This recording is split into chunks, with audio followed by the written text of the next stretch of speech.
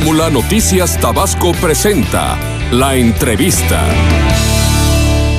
Hoy, bueno, pues queremos repetir la dosis, sobre todo de información, porque hay 14 casos registrados en el vecino estado de Chiapas, en la zona del Soconusco, en la zona de la costa. 13 de ellos están ya recibiendo hidratación, ingesta de medicamentos, tratamientos antitérmicos y el cuidado del estado hídrico preventivo, dice la Secretaría de Salud. Ahorita vamos a ver de qué se trata esto. Y la primera paciente portadora del virus en Chiapas es una niña de 8 años, originaria de la costa, del municipio de Arriaga, que ya se reintegró a sus actividades cotidianas. Pero esto evidentemente nos pone en alerta, sobre todo por la cercanía con Chiapas. Cuéntanos, ya se ha ido acercando, llevamos platicando tú y yo el tema desde hace como 6 meses, y estaba lejos y sonaba lejos, pero ahorita ya está en Chiapas. Entonces queremos que nos platiques qué se puede hacer, de qué se trata esta enfermedad, porque hay gente todavía que ni siquiera había escuchado de la enfermedad. Así es, Ileana, es un tema que incluso ya tiene muchos años, pero que a nivel de América, de las Américas, tendrá a partir del 2010 que se empezaron a presentar los casos, sobre todo en Centroamérica. Y efectivamente no habíamos tenido caso en México, generalmente estaban en las zonas de las Antillas, algunos casos en Centroamérica y en Estados Unidos. Pero era algo ya inminente porque lo teníamos en Honduras, lo teníamos en Guatemala, y de alguna manera teníamos que estar ya atentos en que fuéramos a tener casos. E incluso te comentaba la vez pasada que en el mes de julio se llevó a cabo un encuentro en el cual participaron secretarios de salud de Centroamérica, y lo organizó el Instituto Nacional de Salud Pública, donde se habló del tema chikungunya, y fue un consenso sobre cómo manejar chikungunya. Y la OMS y la OPS ya habían emitido documentos desde el 2011 acerca de esta enfermedad, porque se avecinaba ya los cuadros y se temían brotes.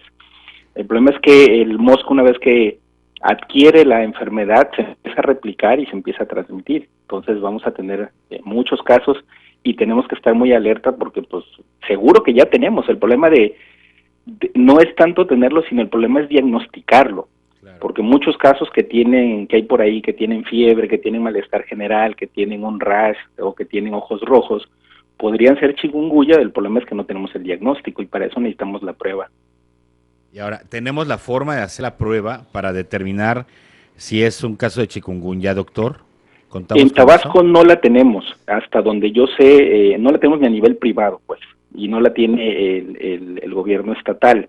Lo que se está haciendo, Chiapas sí la tiene. Yo acabo de estar en Chiapas hace 15 días, que fue a dar una plática allí en un congreso, y una de las pláticas, la conferencia magistral, la dio el secretario de Salud de Chiapas, y me llamó la atención que él comentaba que ellos tienen ya como una prueba para embarazadas y para niños y para adultos mayores, que es donde más riesgo hay.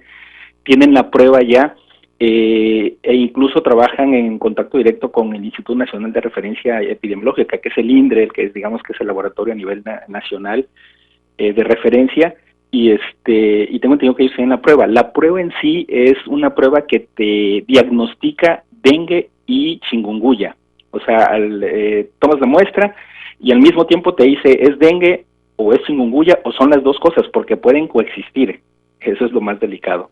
Entonces en Tabasco no tenemos, e ignoro la verdad si están en contacto con el INDRE y de alguna manera están enviando pruebas, porque pues mientras no se mande una prueba, pues no se va a diagnosticar. O sea, clínicamente es, pues a menos que tengan ojos de laboratorio, de químicos, para poder decir que un paciente tiene esta enfermedad. Oye, doctor, el tema es que, por ejemplo, ya es tan común para nosotros el tema del dengue, que a lo mejor la gente no está dándole la importancia a la diferencia que es con el chikungunya. La vez pasada que platicamos, me comentabas que estos dolores que te produce la enfermedad pueden repetirse hasta durante 3 años, ¿no? Así es, efectivamente, Elena.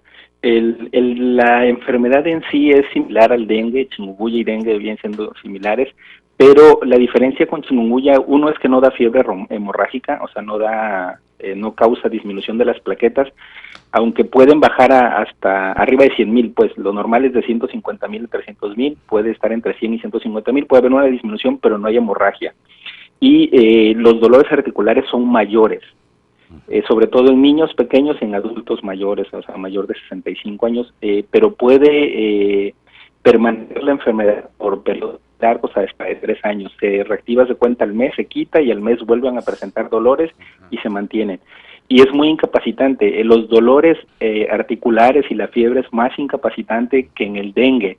Y el problema quizás que yo veo más crudo en esta enfermedad es que si del dengue, cuando hay pacientes enfermos de dengue, les dificulta y les imposibilita ir a trabajar y ir a las escuelas, con esa enfermedad va a ser peor. Entonces, si no lo estamos detectando, es un problema porque puede permanecer por largo tiempo. Ahora, el problema es, y ya es real, que se ha expandido porque los 14 casos de Chiapas son autóctonos, es decir, no estamos importando casos, doctor. Así Ya es. el mosco ya tiene chikungunya, ya lo está transmitiendo en territorio mexicano. Así es. Es exactamente la palabra que acabas de referir, Gabriel, autóctono. Autóctono quiere decir que el mosco adquirió de algún paciente ese virus y se replicó y se está replicando con todos los moscos, que es lo que yo te decía, o sea, seguro que ya tenemos, o sea, es nuestro vecino. Y ese es un problema porque pues tenemos nuestro principal mosco es el Aedes aegypti y esta enfermedad se transmite a través del mosco Aedes aegypti, o sea, lo tenemos aquí pues. Pero qué lamentable que no tengamos la forma de hacerle frente. Hoy precisamente el secretario de Salud va a hablar del tema, vamos a ver si tenemos con qué por lo menos hacer las pruebas y no estarlas mandando a México como las de la influenza H1N1, ¿no? Claro, no, y aparte lo grave, ve cómo estamos desde anoche, está lloviendo, tenemos un encharcamiento, o sea, el mosco precisamente donde se replica es en esas aguas estancadas, o sea, tenemos el cultivo ideal en este momento para que el mosco se replique y tengamos casos de dengue y casos de chikungunya. Entonces, aquí no es tanto en qué momento vamos a tener la enfermedad, o sea, sino qué estamos haciendo para que no la tengamos. Porque eso sería lo más importante, o sea, se está fumigando, se está informando, o sea, la información, yo vengo de unos congresos que acabo de tener y me llama la atención que en el aeropuerto te entregan unas hojas donde te hablan del ébola y donde te hablan del chikungunya. Y no sé si aquí en el aeropuerto lo estén haciendo, tengo entendido que de ébola hay información, pero de chikungunya, que yo sepa, no se está informando. O sea, de hecho, yo lo he escuchado a través de ustedes y por ahí en algún periódico que lo leí, pero no hay como que la información necesaria para hacerle frente de alguna manera que estemos informados y que sepamos cómo combatirlo, que finalmente es lo importante, ¿no? El combatir la replicación del mosco. Y precisamente, doctor, ¿cómo combatirlo? De aquí a que las autoridades empiezan a hacer lo suyo, nosotros desde casa, ¿qué podemos hacer? Lo importante es hacer lo que estamos haciendo o lo que se debe hacer como con el dengue, con la replicación del mosco, no tener agua estancada. Si tenemos algún bote, algún recipiente donde hay agua estancada, pues tenemos que evitar que se esté estancando, llantas, botes, cubetas, corcholatas, todo. Y bueno, pero te digo, el problema es que ahorita tenemos lluvia, entonces eso, ¿cómo lo logras? O sea, si las calles están inundadas y las colonias están encharcadas, es algo difícil, pues. Entonces aquí tendría que ver el tema de la fumigación y bueno, otras medidas como pabellones, mosquiteros que en casa podemos hacer para evitar que entre. El problema es que el mosco va a estar afuera. Entonces es un tema que tiene que manejarse tanto de la comunidad como, o sea, uno en casa cuidarse, pero también del gobierno estatal que tiene que implementar medidas para poderlo combatir, además de la información. ¿Y el repelente sirve en estos casos? Porque hay unos que son Claro. malísimos. Sí, claro, el repelente te ayuda para evitar que no te esté picando. El problema son los niños que no los puedes llenar de repelente y precisamente en los niños es donde ataca de forma más aguda y en los ancianos. Entonces, pues es el tema, ¿no? Delicado. A los niños, ¿por qué no los puedes poner repelente o tanto repelente?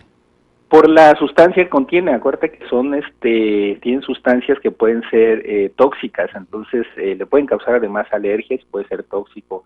El mismo repelente es un componente tóxico, incluso las fumigaciones. La vez pasada comentábamos que no se trata nada más de fumigar, o sea, hay que ver con qué están fumigando, porque algunos de esos componentes de los químicos con los que fumigan están prohibidos por la FDA porque son cancerígenos. Entonces es un tema muy delicado donde sí tienen que intervenir autoridades en la materia que sepan y que pues no es como que vayan a fumigar solo porque la gente está pidiendo que se fumigue, porque vamos a tener casos de replicación del mosco. O sea, hay que saber con qué